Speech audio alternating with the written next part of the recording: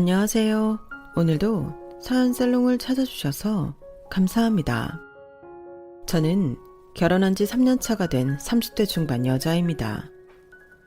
결혼한 지도 오래되지 않았고 나이가 젊은 편에 속하다 보니 저를 처음 만난 사람들은 저의 속사정을 알면 깜짝 놀라고는 하는데요. 사실 지금 함께 살고 있는 남편은 초혼이 아닌 재혼한 남편이거든요. 요새는 결혼을 30대 초반쯤 많이들 하다 보니 다들 초혼으로 생각하시는데 어쩌다 재혼한 사실을 알면 정말 놀라시더라고요. 저도 그 시절만 떠올리면 참 후회도 많고 억울함도 많지만 어쩌겠어요. 그땐 저도 참 순진했고 철도 없었던 터라 남의 말이 도무지 귀에 들리지가 않았어요. 제 인생의 가장 큰 실수이자 후회인 첫 번째 남편을 만나게 된 건 잠깐 이야기를 하자면 정말 첫 만남은 불꽃 같은 만남이었어요. 저는 항공대를 나와 25 꽃다운 나이에 이름만 들어도 다 아는 유명 항공사에 스튜디오스로 취업을 성공했어요. 어렸을 적부터 비행기를 타고 돌아다니는 직업을 선망했고 외모 관리나 외국어에도 관심이 많았기 때문에 천직이라는 생각이 들었거든요. 어릴 때부터 한 번도 다른 꿈은 꿔본 적도 없이 목표가 워낙 확실했던 덕분에 남들보다 빠르게 원하는 항공사로 바로 취업을 성공했고 직장에 뼈를 묻겠다는 각오로 일했어요. 다행히 생각했던 대로 스튜디오스는 저에게 천직이었고 그 누구보다 높은 직업 만족도를 누리며 20대 중반을 시작하게 되었죠. 지금 생각하면 정말 어떻게 그러고 살았나 싶은 생각이 들 정도로 국제선을 타고 비행을 나가 잠시 외국에 체류하는 짧은 기간 동안 저는 참 열심히도 놀았던 것 같아요. 장시간 비행을 하고 나면 발은 물론이고 온몸이 쑤시고 피로감이 심했지만 이렇게 일하면서 해외에 나와 있을 수 있다는 게 너무 설렜고 제가 꿈꿔왔던 일인지라 이 짧은 시간 동안 숙소에서 쉬고만 있기에는 너무 아깝더라고요. 같이 비행한 동기들이 혀를 내두를 정도로 저는 그 시간을 알차게 돌아다녔어요. 해외라고 딱히 겁먹지도 않고 혼자서도 잘 노는 타입이라 더 잘 다녔던 것 같아요. 한 번은 필리핀 세부로 비행을 갔었는데 이상 기후로 결항이 되어 하루 정도 시간이 뜬 적이 있었어요.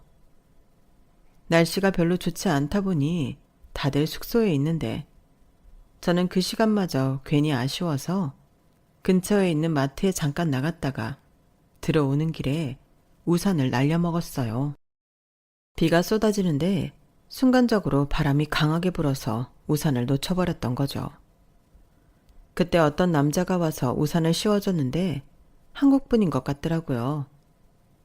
비행을 하면서 하도 여러 나라의 사람들을 보다 보니 대충 느낌만 봐도 어느 나라 사람인지 촉이 오던 때였거든요. 감사합니다. 혹시 한국분이세요? 네, 어떻게 하셨어요?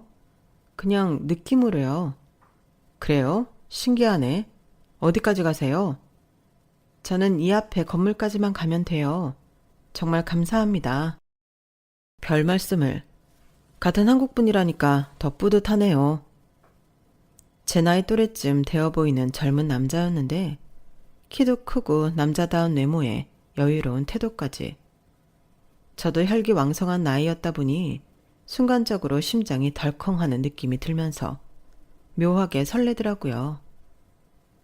스튜어디스 근무 특성상 스케줄 근무를 하다 보니 생각보다 외부 사람을 자주 만날 기회가 없어서 승객들 외에는 또래 이성을 만난 지가 꽤 되었는데 이렇게 해외에서 한눈에 호감인 남자를 만나게 되니 좀 갈등이 되더라고요. 연락처를 물어보지 못하면 평생 후회할 것 같았는데 도무지 입이 떨어지질 않았어요. 지금 와서야 하는 말이지만 어릴 때는 우산을 제 쪽으로 좀 더 기울여 준다든지 차도에서 자리를 안쪽으로 밀어준다든지 그런 아주 사소한 매너에도 마음이 혹하잖아요. 좀 우습지만 그때의 저도 그랬어요.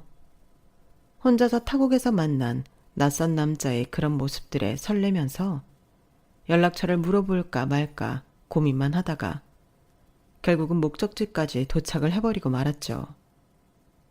마지막까지 우물쭈물 하다가 결국은 물어보지 못하고 헤어졌어요. 바보같이 감사하다는 말만 반복하고 끝이 나버렸죠. 그날 밤 잠자리에 들면서도 아쉬워서 그런지 계속 생각이 나더라고요. 어차피 다시 볼 일도 없는 사람이라 까여도 그만인데 왜 용기를 못 냈을까 싶어서 너무 속상하더라고요. 그래도 이미 끝난 일이니 잊자 싶어서 얼른 자버렸는데 다음날 기가 막힌 우연이 일어났어요. 한국으로 돌아가는 항공편 비행을 하는데 그 남자가 승객으로 탔더라고요. 그분도 저를 알아봤는지 약간 놀란 얼굴로 눈인사를 하더라고요. 저도 너무 놀라서 잔뜩 얼어붙은 채로 인사를 어영부영 주고받았는데 그분이 하필 또 제가 담당하고 있는 좌석에 앉아 계시더라고요. 이번이 정말 마지막 기회구나 싶어서 괜히 긴장이 되고 떨리는 와중에 그래도 일하는 중인데 이런 걸 해도 되는 건가 싶어 차마 발걸음이 안 떨어졌어요. 다른 승객분들의 눈이 신경 쓰이기도 했고요. 이렇게 좋은 기회가 왔음에도 상황이 따라주지 않는 기분이 들어 이 사람과 내가 인연은 아닌가 보다 하고 넘기려고 마음먹고 있던 중 기내식을 배급하는 시간이 다가왔어요. 그분께 기내식을 건네드리는데 갑자기 제 손에 뭔가를 쥐어주더라고요. 사람이 없는 곳으로 가서 펼쳐보니 본인 연락처를 적은 쪽지였어요. 한국에 도착해서 연락 한번 달라는 간단한 내용과 함께요. 정말 오랜만에 가슴이 뛰더라고요. 그 쪽지를 받고 나서 비행기를 타고 한국으로 돌아가는 시간 내내 마치 기내에 저와 그 사람 단 둘만 있는 것 같은 착각이 들 정도였어요. 그렇게 비행이 끝나고 내릴 때가 되어 승객분들께 인사를 드리는데 그분이 제 앞에 와서 짤막하게 인사를 했어요. 반가웠어요. 또 봐요. 언제 볼 줄 알고 그런 말을 하는지 묘하게 본인이 준 연락처에 제가 연락을 할 거란 걸 아는 것처럼 굴어서 얼굴이 화끈거렸어요. 그렇게 연락처를 받고 일주일 정도는 정말 골머리를 싸매고 고민을 했어요. 고작 외국에서 우산 씌워준 게 다인데 이런 남자를 뭘 믿고 연락을 하나? 믿을 만한 사람일까? 별의별 생각이 다 들더라고요. 타지에서 굳은 날씨에 나눠 쓴 우산이나 다음날 우연히 비행기에서 제외한 점이나 몰래 쪽지를 주고받은 것까지 전부 저한테 일어날 거라고는 상상조차 하지 못했던 로맨스 영화 속 한 장면처럼 느껴져서 도무지 정신을 못 차리겠더라고요. 하지만 이런 경험이 흔치 않은 것인 만큼 시간이 흐를수록 일단은 한 번 더 만나보고 결정해야겠다는 생각이 점점 커졌어요. 일생에 이렇게 설레고 떨리는 경험을 할 기회가 한 번 더 올 거란 보장이 없는데 이대로 흘려보내기에는 아깝더라고요. 결국 용기 내어 연락을 하게 됐고 쉬는 날에 맞춰 약속을 잡았어요.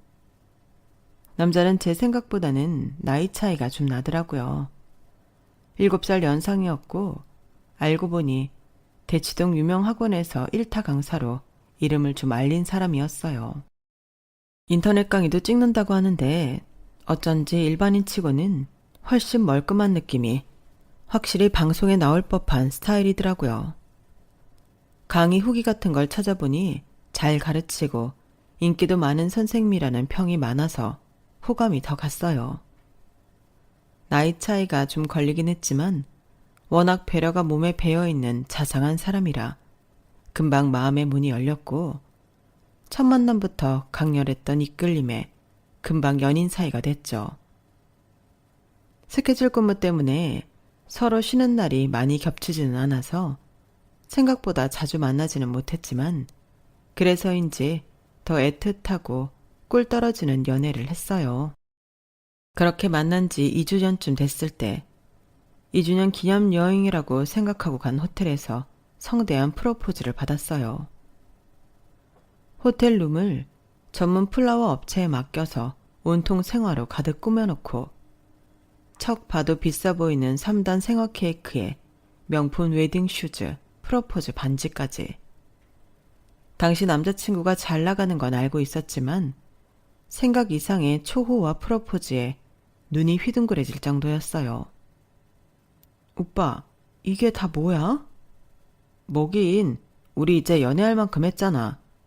가뜩이나 일 때문에 같이 보낼 수 있는 시간도 적은데 이제 그만 결혼하고 싶어. 나랑 결혼해 줄래? 2년이라는 연애 기간 동안 저에게 부족함 없이 잘해주는 다정다감한 남자였고 7살이라는 나이 차이에서 오는 연상의 연륜과 여유가 늘 매력적으로 다가오긴 했지만 당시 제 나이가 27이라 결혼에 대해서는 생각해 본 적이 없었어요. 결혼을 하더라도 최소한 2년 정도는 더 연애를 하다가 결혼할 생각이었거든요. 앞서 말했듯 실제로 만나서 함께 시간을 보낼 수 있는 시간이 많지 않았다 보니 횟수로는 2년이어도 체감상 그 정도 사귀었다는 느낌이 잘 안 들기도 했고요. 나도 결혼을 한다면 오빠랑 하고 싶기는 한데 아직 결혼에 대해서 생각해 본 적이 없기는 해서. 어차피 나랑 할 생각이면 하루라도 빨리 해서 같이 사는 게 낫지 않아? 우리 맨날 떨어져 있는데 살림이라도 합치면 좀 더 보는 시간이 생길 거 아냐. 매번 밖에서 만나는 것도 힘들고 내 나이도 이제 34이라 집에서도 결혼하라고 난린데 더 이상 결혼을 미루긴 힘들 것 같아. 그제서야 정신이 좀 들더라고요. 정신 차려보니 남자친구 나이는 30대 중반을 넘어가고 있다는 걸요. 눈앞에 펼쳐진 화려한 프로포즈 현장과 애절한 남자친구의 눈을 보니 도저히 거절할 엄두도 안 났을 뿐더러 세상에 이런 프로포즈를 받을 수 있는 여자가 몇이나 될까 싶어서 행복한 마음에 잔뜩 취해 앞을 내다볼 생각은 미처 못했어요. 당연하게도 집에서는 연애 경험도 별로 없는 제가 남들보다 어린 나이에 나이 차이가 나는 남자와 결혼을 하겠다고 하니 반대를 하셨어요.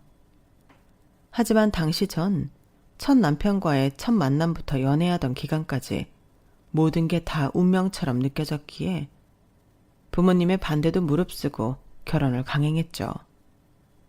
원하는 게 있으면 무슨 수를 써서라도 쟁취하고 마는 제 성향을 잘 아는 부모님으로선 제가 강하게 나오니 어느 시점부터는 더 이상 반대를 못 하시더라고요.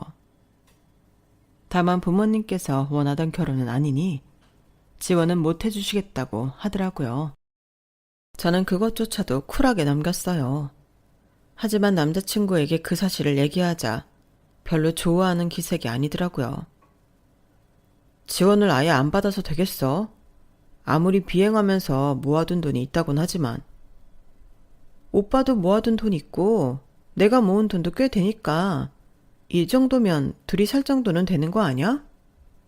뭐 못 살 정도는 아니긴 한데 아무래도 지원 받을 수 있으면 받는 게 낫기는 하지.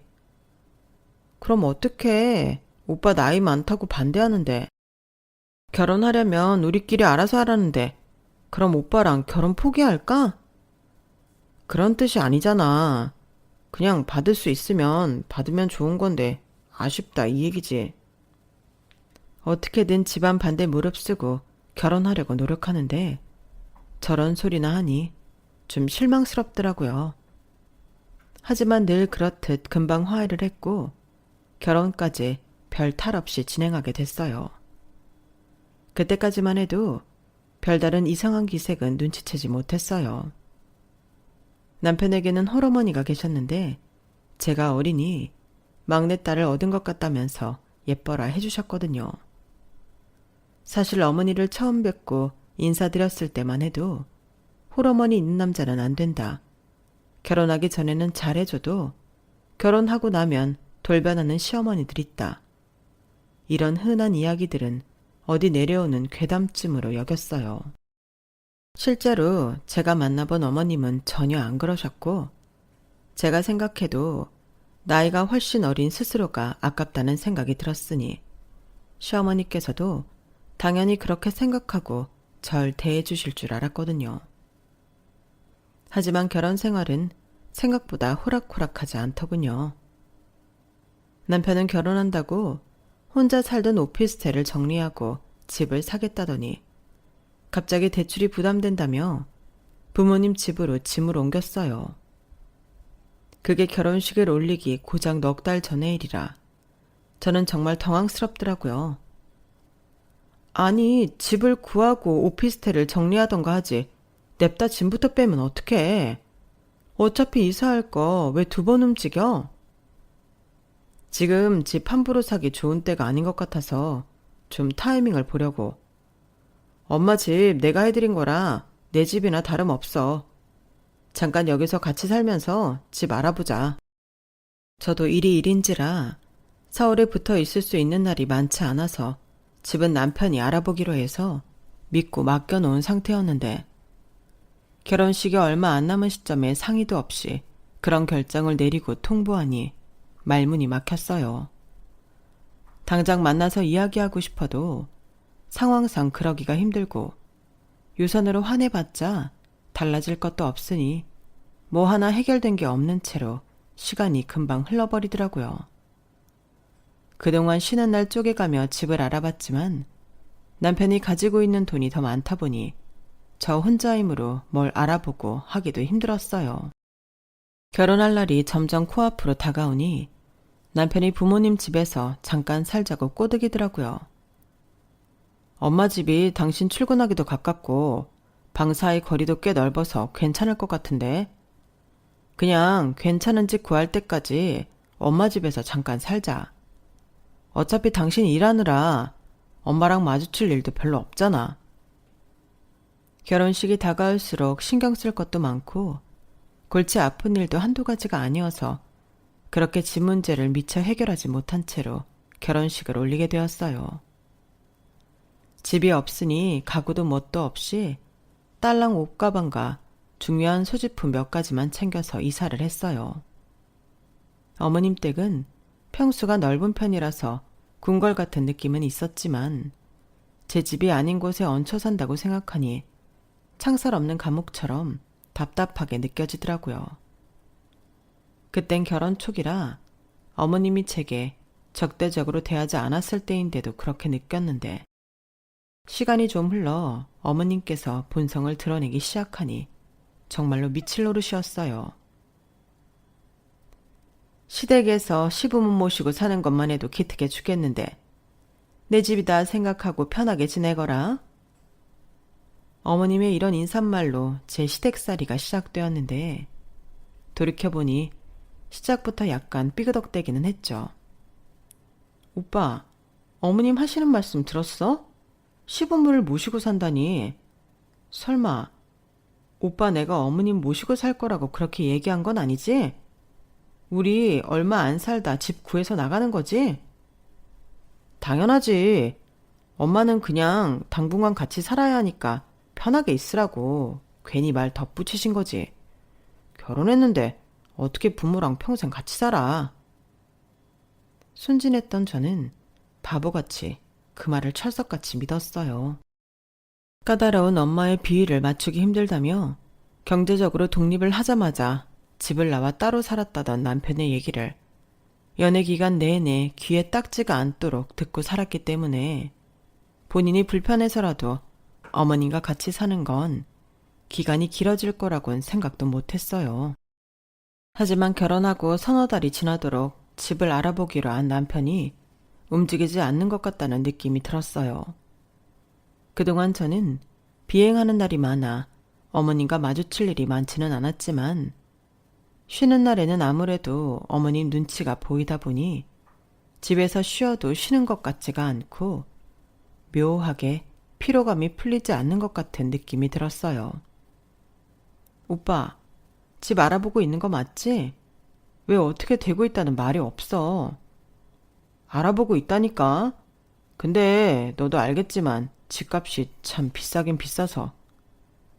좀 괜찮은 집 살려면 당연히 비싸지. 안 비싼 집이 어딨겠어. 큰 집 아니어도 되니까 적당히 살만한 집 구해서 얼른 나가자. 뭐 그렇게 빨리 나가야 할 필요 있나? 너도 출퇴근하기 편하고 좋지 않아? 엄마가 딱히 불편하게 하는 것도 없잖아. 그건 오빠 생각이지. 휴문 날 오빠 일 나가고 나랑 어머님하고만 집에 있을 때 늦잠 자고 일어나면 어머님이 묘하게 싫어하는 티 내시고 식사도 무조건 같이 하라고 하시는데 처음에야 좋은 마음으로 같이 식사도 하고 그랬는데 솔직히 그게 나한테 편한 일은 아니잖아. 나도 좀 쉴 때는 푹 쉬고 싶은데 괜히 집에서 일만 하게 되고 어머님 눈치 보게 돼서 힘들어. 엄마는 너 있다고 되게 좋아하시던데 너무한 거 아니야? 좀 친정엄마다 생각하고 좋게 생각해주면 안 되나? 우리 엄마가 딸이 없어서 너랑 산다고 하니까 엄청 좋아하셨어. 오빠, 근데 말하는 게 좀 그렇다. 같이 산다니 당분간만 같이 지내는 거지. 무슨 평생 같이 사는 것처럼 말해? 아니, 말이 그렇다는 거지. 언제 이사를 갈지도 모르는 거고. 지금 같이 살고 있는 건 맞잖아. 왜 이렇게 예민하게 반응해? 벌써 우리 결혼한 지 석 달이 지났어. 결혼 전부터 알아보겠다고 해서 믿고 맡겼는데 아직까지 소식이 없으니까 그렇지. 됐어. 이젠 더 이상 맡겨놓기 불안해. 집은 내가 알아볼 테니까 괜찮은 집 찾으면 당신도 협조해. 알겠어. 근데 쉽진 않을 거야. 나도 너 출근이랑 인프라, 집값 이것저것 다 따져서 찾아보려다가 길어진 거니까. 언제까지 불평만 하고 두고 보기만 할 수는 없는 노릇이라 쉬는 날 부지런히 집을 보러 돌아다녔어요. 당연히 처음부터 마음에 드는 집은 못 찾았지만 그래도 열심히 찾다 보니 어느 정도 대출 끼고 사면 살 수 있는 정도의 집값에 남편과 제 출근 루트를 생각해도 괜찮은 위치에 마음에 드는 집이 있더라고요. 그 집은 제가 정말 꿈꾸던 구조의 집이라 당장 계약을 해버리고 싶을 정도로 마음에 쏙 들었어요. 그래서 남편에게 바로 영상도 찍고 사진도 찍어서 보냈는데 남편 반응이 영 떨떠름했어요. 왜 그래? 마음에 안 들어? 그동안 우리가 얘기했던 집이 딱 이런 집 아니야? 뭐 집은 마음에 들긴 한데 그렇다고 바로 계약을 할 순 없는 거니까. 일단 오늘 그냥 오고 들어와서 얘기하자. 왜? 뭐가 문젠데? 다른 집도 더 봐야지. 아니, 다른 집을 얼마나 더 보려고. 나도 꽤 집 보러 돌아다녀 봤지만 집세 이 정도에 이만한 집 찾기 힘들어. 당신도 그동안 집 오랫동안 알아보러 다녀봤으면 알 거 아냐. 몰라. 난 계약금 걸고 갈래. 아, 진짜 왜 이렇게 제멋대로야. 그 집에 너 혼자 살 거야? 나도 같이 살 집이잖아. 계약금 걸지 말고 빨리 와. 그 조건에 집세가 그렇게 합리적이면 뭔가 다른 이유가 있을 거라고. 이래서 여자들한테 집 보는 거 맡기면 안 되는데. 하여간 귀는 얇아서. 당장 들어와. 계약금 걸기만 해봐. 그 집에는 당신 혼자 들어가서 살게 될 줄 알아. 아니, 뭐라고? 일하느라 바빠 죽겠는데 집 볼 거면 좀 같이 가든가. 혼자 가서는 계약금 걸겠다고. 아, 됐다. 집에 와서 마저 얘기해. 정말 마음에 드는 집을 눈앞에 두고도 남편의 강경한 태도 때문에 눈물을 머금고 집에 돌아와야 했어요. 부동산 사장님 역시 이 조건에 이만한 집은 없어서 눈독 들이는 사람이 많을 거라고. 제가 매물 뜨자마자 첫 번째로 보고 가는 사람이라 있을 때 잡아야 한다고 많이 안타까워 하셨지만 저렇게까지 남편이 세게 나오는데 차마 맞서 싸울 자신이 없더라고요. 뭔진 몰라도 바빠서 예민해졌을 때 전화를 해서 그렇겠거니 싶어 아쉬운 마음에 집 몇 군데 더 보고 집으로 돌아갔는데 일찍 퇴근한 남편이 먼저 집에 와 있었어요. 그런데 그 옆에는 마치 저를 벼르고 있었다는 듯한 얼굴로 팔짱을 끼고 있는 시어머니까지 기다리고 계시더라고요. 남편에게 뭐라 말을 걸어보기도 전에 어머님께서 먼저 제게 쏘아붙이셨어요. 며느라, 너 이 집에서 나가려고 길을 쓴다면서? 그게 사실이냐? 네? 어머님, 뭔가 오해가 있으신 모양인데요. 길을 쓰고 뭐고 할 것 없이 그냥 더 늦기 전에 저희 신혼집을 알아보고 있는 것 뿐이에요. 뭐? 신혼집? 결혼하자마자 시어미 집에 얹혀 살았으면 여기가 네 신혼집이지. 어디가 신혼집이라는 거야? 어머님, 저한테 따지지 마시고요. 이 사람한테 못 들으셨어요? 저희 집 구하는 기간 동안만 어머님 집에서 신세 지는 거잖아요. 여기서 평생 어머님이랑 같이 살 순 없잖아요, 어머님. 여보, 내가 언제 그런 말을 했어? 당신도 어머님이랑 같이 사는 거 좋다면서. 같이 살기로 다 합의하고 들어와 놓고 이제 와서 왜 발뺌이야? 막상 같이 살아보니 불편해서 나가겠다고 하는 거잖아, 지금. 대체 지금 무슨 소리라는 거야? 내가 언제 어머님이랑 사는 게 좋다고 했어? 아니, 좋다고는 했지. 근데 그게 계속 같이 사는 게 좋다고 한 건 아니잖아. 나는 당신이 여기 들어와서 행복하게 잘 지내고 있는 줄 알았어. 솔직히 우리 엄마가 당신한테 뭘 어떻게 했다고 그래? 시집살이 한번 시킨 적이 없는데 왜 그렇게 불편해서 이 집을 떠나고 싶어서 안달이냔 말이야. 그건 당신이 약속을 안 지켜서 그런 거잖아. 결혼 전부터 마음에 드는 집 알아서 구해와 본다며. 근데 결혼한 지 벌써 몇 개월이 지났는데 아직도 마음에 드는 집이 없대? 그래서 내가 움직인 거잖아. 오늘 그 집은 마음에 드는데 왜 계약 못하게 하는 건데? 엄마랑 얘기가 안 됐잖아. 엄마한테 말도 안 하고 집 계약을 하겠다고? 그동안 엄마 덕분에 돈도 안 나가고 편하게 먹고 살았으면서 어떻게 상의 한마디 안 하고 집 계약할 생각을 해? 우리 신혼집 구하는 것까지 어머님 허락을 받고 구해야 해? 정말 순수하게 터진 의문이었어요. 어머님이 앞에 계시는데도 너무 황당한 나머지 그 말이 입 밖으로 튀어나와 버리더라고요. 하지만 더 어이없는 건 그 말을 듣자마자 어머님께서 거의 발작하듯이 저에게 소리를 지르시더라고요. 뭐? 반년 가까이 먹여주고 채워줬더니 허락을 받고 구해야 되냐고? 넌 그동안 얹혀 살게 해준 네 시부모에 대한 예의는 어디 밥 말아먹은 거냐? 어디 나이 어리고 예쁘장하다고 기내에서 승객들 시다버리라는 직업이어도 그냥 다 좋게 봐줬더니 아주 끝까지 기어오르려고 하네? 넌 아직도 네 주제 파악이 안 되니? 네? 제가 못할 말이라도 한 건가요, 어머님? 전 그냥 저희가 살 집인데 어머님 의견까지 보태야 하냐는 뜻이었어요. 당연히 내 뜻이 들어가야지. 내 입장에선 같이 살기로 한 아들네 부부가 갑자기 집을 나가겠다는데 당연히 동의를 구해야 맞는 거지. 안 되겠다. 너는 나갈 때 나가더라도 내가 인간은 만들어 놓고 내보내든 해야지. 가만 놔두면 내 아들 등골 빼먹는 걸로도 모자라서 눈에 피눈물 나게 하겠어. 남들 치삭거리하는 직업이나 할 때부터 알아봤어야 했는데 역시 그런 직업은 걸러야 된다더니 그 말이 딱 맞네. 그동안 내가 얼마나 널 편하게 지내게 놔둔 건지 그걸 깨닫게 해주마. 그날 이후부터 어머님은 정말 대놓고 제게 시집살이를 시키셨어요. 뭐가 서러운지 울먹이며 말씀하더니 그게 얼마나 무서운 건지. 안 그러던 사람이 한번 돌변해서 그러니 저도 무서운 마음이 들어 마음처럼 어머님께 대들지를 못하겠더라고요.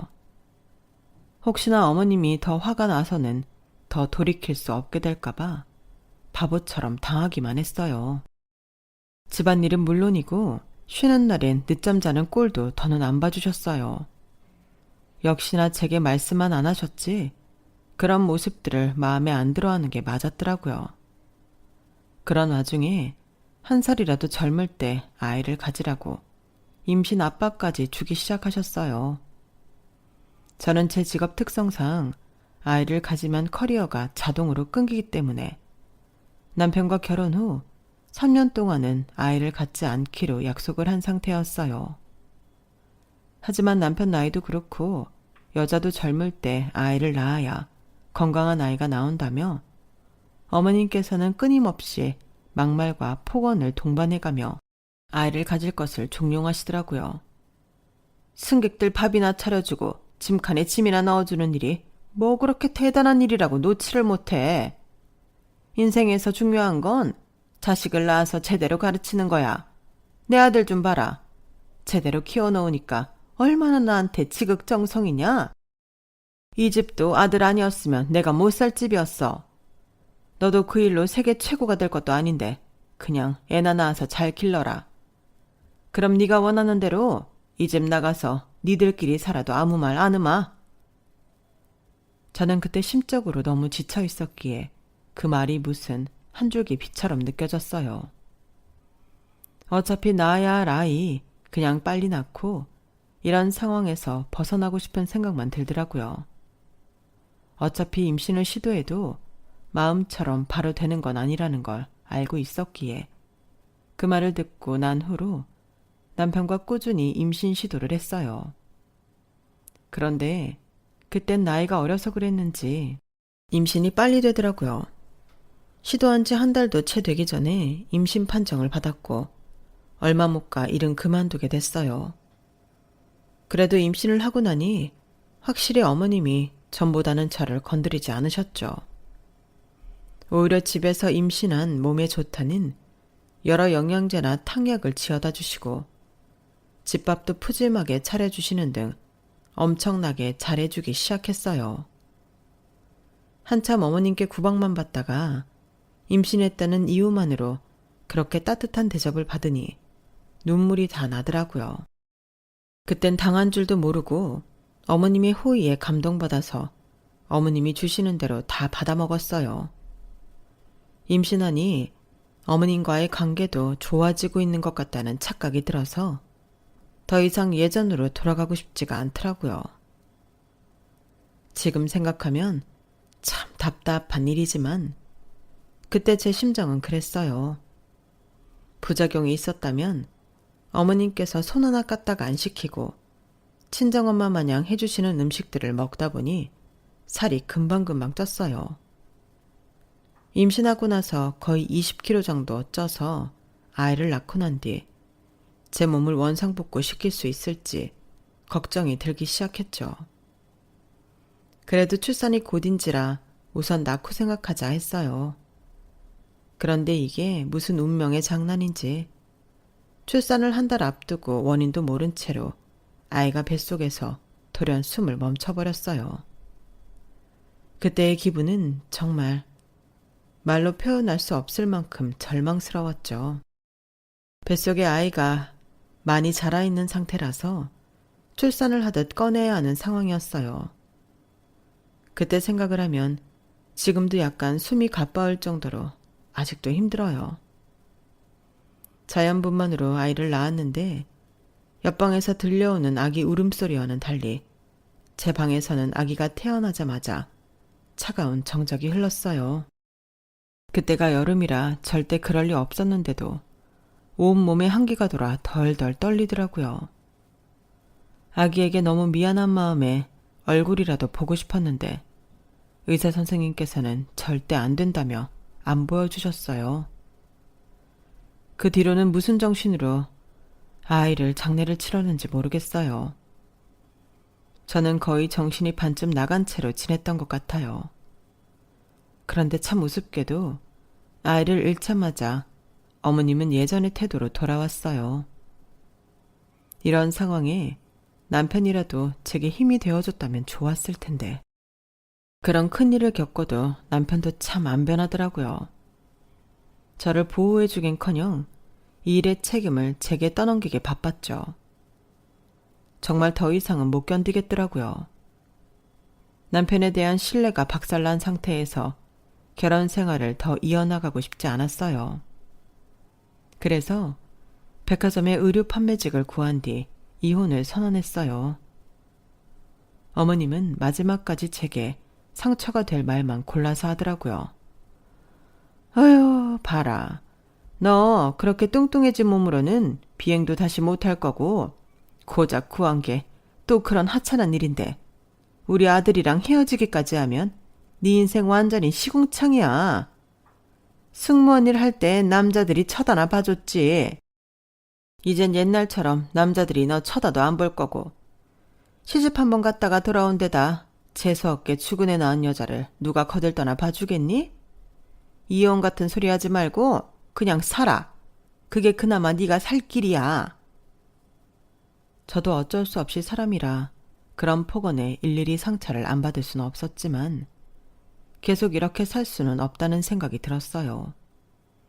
어머님은 본인 좋을 때만 잘해주시고 제가 조금만 뜻에 거스르면 온갖 막말로 상처를 주시는 분이었고 남편은 완전한 방관자였기 때문에 이제는 스스로를 지켜줘야겠다는 생각이 크더라고요. 솔직히 임신 후 망가질 대로 망가진 몸으로 뭘 다시 할 수 있으려나 불안하고 두려웠지만 이제라도 모든 걸 바로 잡고 싶다는 생각이 들었어요. 이대로 제 인생을 방치하기엔 제 나이가 너무 어리더라고요. 그래서 큰 마음 먹고 이혼 도장을 찍었고 백화점 일을 열심히 하면서 제 눈앞에 당장 주어진 일들을 해나갔어요. 이혼을 안 해주면 어쩌나 싶었는데 오히려 시어머니가 자존심이 생기에 도움이 됐어요. 어머님께서는 이혼하고 네가 과연 잘 살 수 있나 두고 보자는 악담으로 마지막 인사를 고했고 남편은 몸이 불어날 대로 불어난 제 몸을 보면서 혀를 찢찢 차며 이래서 새 출발을 할 수 있겠냐며 비아냥거리는 걸 마지막으로 다시는 보지 못했죠. 어떻게든 원하는 일은 스스로 힘으로 쟁취해내서 좋아하는 일을 했고 외모도 출중한 편에 속했던 제 모습에서 몸도 고생, 마음도 고생하느라 푸석푸석하고 뚱뚱해진 데다 좋아하던 일까지 잃어버린 제 모습을 보니 틈만 나면 우울감이 찾아왔어요. 하지만 이럴수록 마음을 더 독하게 먹어야 한다는 걸 알기에 1년을 목표로 잡고 우선 살부터 빼보기로 했어요. 몸이 무거우니 일할 때 체력적으로 힘들고 판매직이라 어느 정도 사람들의 호감을 사는 일도 중요한데 마음처럼 잘 안 되더라고요. 백화점 일이 주로 서서 하는 일이다 보니 먹는 것만 좀 조절하니 살이 그래도 생각보단 쉽게 빠졌어요. 그래도 찌워놓은 게 워낙 많다 보니 시간은 오래 걸렸지만 정확히 1년 동안 저는 제가 찌워놓은 살의 절반 이상은 복구를 시켜놨어요. 그 전에 워낙 말랐던 몸이라 거기까진 도저히 못 가겠더라고요. 그래도 정상 체중에 입성하니 살 것 같았어요. 확실히 살을 빼니 인상도 멀끔해져서 그런지 매출 실적도 올랐고 나름대로 인정도 받으면서 조금씩 자존감을 회복해 나갔어요. 그렇게 2년쯤 지난 어느 날 매장에 젊은 남자 손님 혼자 찾아왔어요. 이것저것 옷을 추천해 달라기에 그분 이미지에 맞을 법한 옷으로 몇 벌 추천을 해드렸는데 자꾸 제 얼굴을 빤히 보더라고요. 왜 그러나 싶어 저도 문득 손님 얼굴을 빤히 봤는데 어디선가 본 듯한 얼굴인 거예요. 얼굴이 좀 많이 성숙해져서 한 번에 알아보지 못했지만 자세히 보니 누군지 알겠더라고요. 고등학교 때 사귀었던 제 첫사랑이었어요. 너 혹시 성민이니? 맞아. 너 맞구나. 매장 지나가다 우연히 봤는데 아무리 봐도 너 같아서. 세상에, 이렇게도 만나는구나. 잘 지냈어? 얼굴 좋아 보이네. 어떻게 살아? 나는 최근에 부기장 됐어. 와, 정말 멋지다. 너는 어떻게 지내? 나는 보시다시피 이런 일 하면서 지내지 뭐. 마지막으로 네 소식 들은 게 모 항공 승무원으로 취직됐다는 얘기였는데 그 일은 그만둔 거야? 어릴 때부터 승무원 되는 게 꿈이었잖아. 아, 그랬지. 그게 좀 사정이 있었어. 나 너랑 연락하고 싶어서 꽤 오래 알아봤었는데 너랑 연락하는 사람이 별로 없더라고. 이렇게라도 보니까 좋다. 오래 걸렸지만 연락처 좀 줄래? 그래. 연락하고 지내자. 하도 어렸을 때 만난 사이라 그런지 전 남자친구 같은 느낌이라기보단 잃어버렸던 오랜 친구를 다시 만난 느낌에 반가움이 크더라고요. 헤어질 때도 나쁘게 헤어진 게 아니라 서로의 입시를 위해 헤어졌던 거라 크게 나쁜 감정은 없는 상태였어요. 그렇게 연락처를 주고받은 후 꽤 자주 연락을 했어요. 그러다 보니 서로 심심하거나 외로울 때 언제든 통화할 수 있는 사이가 되었고 자연스럽게 다시 만나는 사이처럼 되어버렸죠. 그런데 그런 기간이 길어질수록 마음속에는 불안감만 싹 텄어요. 제가 한번 결혼했던 사실이나 유산했던 사실을 전혀 모를 텐데 알면 당연히 나를 떠나지 않을까 싶은 생각 때문이었어요. 연애하는 동안 너무 행복하고 그동안 우울하고 힘들었던 시간들이 다 보상받는 느낌이 들어서 도저히 그 얘기를 꺼낼 용기가 들지 않았어요. 아직은 제 자신을 위해 좀 더 이 행복을 누려도 되지 않을까 생각하며 고백을 미루고 또 미루다 마침내 더 이상은 숨길 수 없는 순간이 왔어요.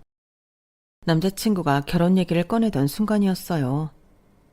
이 사람과의 미래를 꿈꾸면 정말 그 잠깐이라도 이제는 행복하게 살 수 있겠구나 생각이 들었지만 제 과거를 숨기면서까지 제게 행복만 줬던 사람을 불행하게 만들고 싶지는 않더라고요. 그래서 정말 울면서 제 과거를 고백했어요. 울고 싶어서 온 건 아니었는데 말하다 보니 눈물이 나더라고요. 나 밉지. 이런 과거가 있는 사람이면 나라도 싫을 거야. 헤어지고 싶으면 말해줘. 각오하고 고백한 거니까. 무슨 소리야. 그런 게 뭐가 중요해. 실은 나도 너에 비하면 별건 아니지만 결혼할 뻔했던 여자랑 식장 잡고 청첩장까지 다 돌린 상태에서 파혼했었어. 부모님이 적당히 조건 맞춰 선보라고 한 여자였는데 도저히 안 내키더라. 내가 싫어서 엎은 결혼이었는데도 상처가 컸는데 너는 더 힘들었겠다. 고마워 얘기해줘서. 저를 안아주면서 등을 토닥여주는데 정말 다행이다 싶어서 오히려 눈물이 더 났어요. 그래도 아이를 낳은 거나 다름없는데 정말 괜찮아? 그땐 그게 최선이었을 거잖아. 생각하면 기분 안 좋아질 텐데 그만 생각해도 돼. 난 정말 괜찮아. 오히려 그 사람이랑 헤어져서 다행이란 생각하고 있는데 그거 모르지? 나 기장 되려고 공부한 것도 다 너 때문이야. 네가 승무원이 너무 되고 싶어 하니까 나도 너랑 같은 곳에서 일하고 싶어서 나 공부 진짜 열심히 했어. 그 말을 들으니 더 눈물이 났어요. 정말 고마웠고 이게 무슨 복일까 싶더라고요. 저는 그렇게 두 번째 결혼을 하게 됐고 남편 의견에 따라 백화점 일은 관뒀어요. 그동안 고생 많았으니 당분간 편하게 쉬라고 하더라고요. 일은 얼마든지 하고 싶어지면 다시 준비해서 해보자고 용기도 줬어요. 남편은 직업이 직업이라 그런지 수입도 많았고 가족은 무료 비행이 가능해서 덕분에 틈틈이 해외여행도 많이 다녔고 쇼핑도 많이 했어요. 제가 앞만 보고 달려온 스타일이라 이렇다 할 취미가 딱히 없어서 그런지 남편이 쇼핑하는 돈만큼은 스트레스 받지 말고 쓰라고 쥐어줬어요. 그래서 심심하면 친정엄마와 백화점에 가서 가족들 입고 먹을 것들 쇼핑을 하다 보니 저도 모르는 새에 VVIP가 되어 있더라고요. 물론 제 것만 사느라 그런 건 아니고 남편과 시댁 식구들, 친정 식구들 것까지 챙기다 보니 그렇게 된 거긴 하지만 그래도 소비를 좀 줄이긴 해야겠다고 반성하고 있던 와중 시어머니의 생신이 다가와서 미리 예약해 놓았던 명품 가방을 찾으러 가는 날이 왔어요.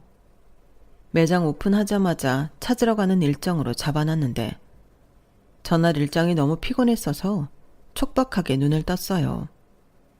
그래서 부랴부랴 머리 묶고 대충 보이는 옷을 집어입고 갔는데 아무래도 명품관에 그렇게 대충 입고 오는 사람은 별로 없다 보니 다들 힐끔힐끔 쳐다보는 것 같았어요.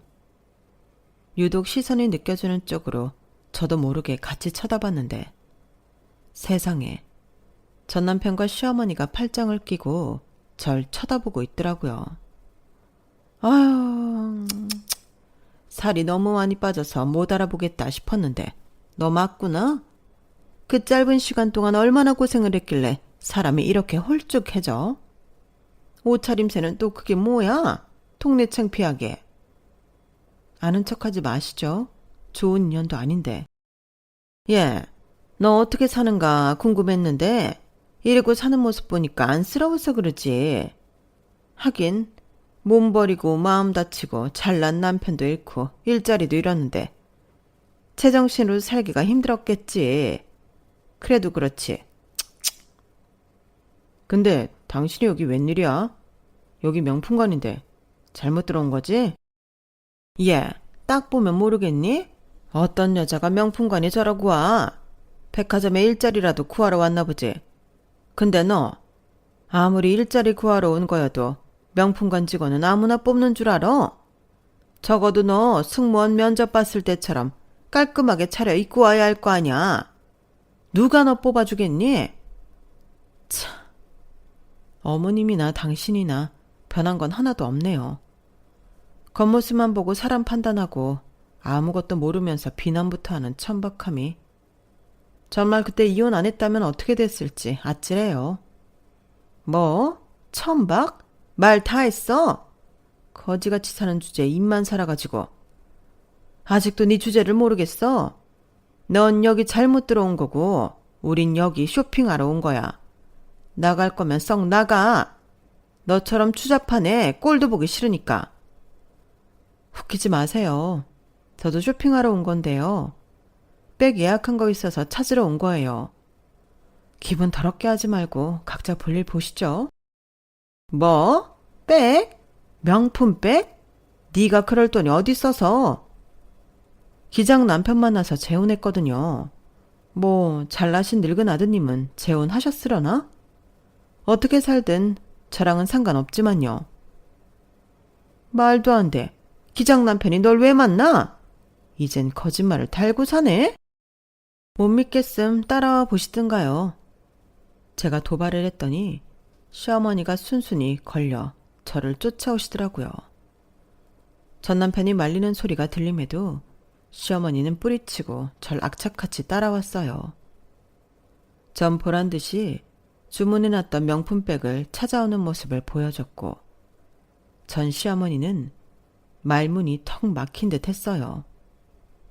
봤죠? 거짓말 아닌 거. 이제 좀 가세요. 저 잘 살고 있으니까 신경 끄시고요. 기장 남편이란 사람 너한테 속고 있는 거지. 아님 뭐 나이 많은 놈한테 시집갔나? 나이 많은 놈은 아줌마 아드님이고요. 제 남편은 동갑내기예요. 이제 좀 가주실래요?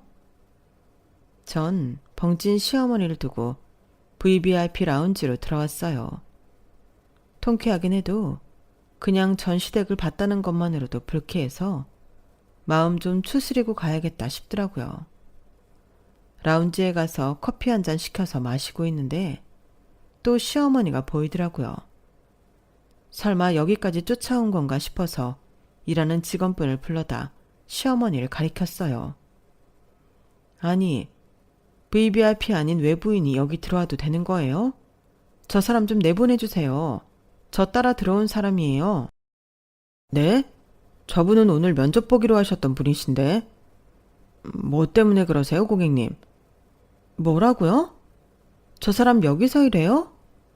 아, 저 많이 불편한데. 꼭 여기서 일 시켜야겠어요. 잠시만요. 그럼 제가 가서 말씀드릴게요. 직원분이 책임자에게 가서 뭐라고 속닥거리더니 시어머니에게 나가달라는 제스처를 취하더군요. 그때 딱 시어머니와 눈이 마주쳤어요. 시어머니는 편한 옷차림으로 라운지에 앉아 커피를 마시는 저를 보고 실시간으로 혈압 오르는 모습이 보이더라고요. 아니, 제가 왜 나가요? 저 오늘 여기 면접 보러 온 건데. 그러니까요. 저희 고객님께서 불편해 하시는 분이라고 여기서 일 안 하셨으면 좋겠다고 해서 면접은 취소해야 할 것 같습니다. 백화점은 고객님들께 서비스를 제공하는 곳인데 그 중에서도 VVIP 분께서 저렇게 불편해 하시니 어쩔 수가 없을 것 같네요. 아줌마, 저보고 여기 일자리 구하러 왔냐더니 막상 일 구하러 온 건 아줌마네요? 잘난 아드님이 요즘은 용돈 안 주시나 보죠? 뭐? 아줌마? 이제 남남인데 아줌마지 뭐예요? 아, 아줌마 나이는 아닌가? 할머니? 야, 너 진짜 미쳤어? 어디서 남자 하나 꽃뱀처럼 물어서 잘난 척이야. 내가 그 기장인지 뭔지 하는 인간 찾아내서 네 과거 싹 다 말할 거야. 이게 보자보자니까 아주 사람을 뭘로 하는 거야? 여기 이 아줌마 당장 끌어내. 아줌마, 오늘 면접은 없었던 걸로 하죠. 기회를 드리고 싶어도 저희는 고객님께 고래고래 고함치는 분이랑은 같이 일 못합니다. 책임자가 직원분께 눈짓을 했고 직원분이 쫓아와 시어머니를 쫓아냈어요. 나중에 알고 보니 전 남편이 저와 결혼했던 기간 동안에도 사업장에서 여직원들 2명과 번갈아가며 불륜을 저지르다 그게 회사에 밝혀진 모양이더라고요. 그걸 여직원 둘이 의기투합해서 공론화시켰고 그게 인터넷에 퍼지면서 큰 문제가 되어 매출의 직격탄을 맞고 사업이 망한 모양이었어요. 저는 정말로 명품을 사러 온 줄 알았는데 막상 망해서 일자리나 구하러 온 건 본인이면서 끝까지 저를 무시하려고 든 시어머니를 생각하니 참 괘씸하더라고요. 물어보니 청소 일을 구하러 오셨던 분이라는데 좋지 않은 인성 덕에 일자리도 구하지 못하고 참 사람 인생 어찌 될지 알 수가 없는 것 같아요. 명품 백을 사고 나오는 모습이나 VVIP 라운지에서 커피를 마시면서 눈이 마주쳤을 때 통쾌함은 아직도 이루 말할 수 없이 짜릿하네요. 다시는 그 추잡한 얼굴 제 인생에서 안 비쳤으면 좋겠어요. 제 이야기는 여기까지입니다. 들어주셔서 감사합니다. 항상 행운 가득한 하루하루 보내세요. 건강하시고요. 여러분, 사연 댓글에 응원과 현명한 조언 부탁드려요. 좋아요와 구독은 저에게 큰 힘이 됩니다. 오늘도 좋은 일 가득하세요.